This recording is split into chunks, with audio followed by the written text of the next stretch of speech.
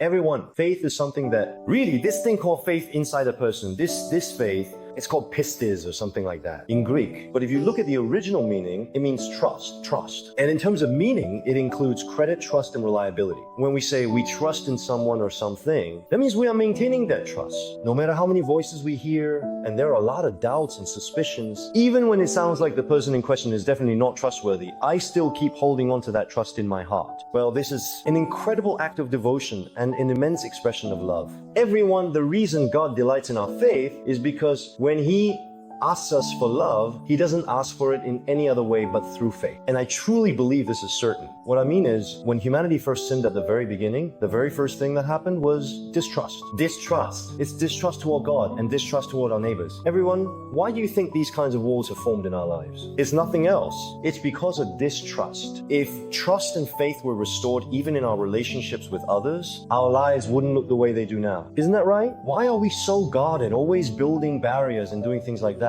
It's because we lack faith within ourselves, and ultimately, that's because we lack love for the other person. Everyone, love is trust. Trust is love. Why does God ask us for faith? When I saw through the Bible just how beautiful this faith is, I realized that God will save me. With just that one sure faith that God will resurrect me, I stake my whole life on it. That faith is the most fundamental thing that God seeks in humans, and it is what pleases Him the most. And God is most pleased with faith. He considers it the most satisfying thing. He says, I do not want you to give me anything else. He wants you to give Him that faith.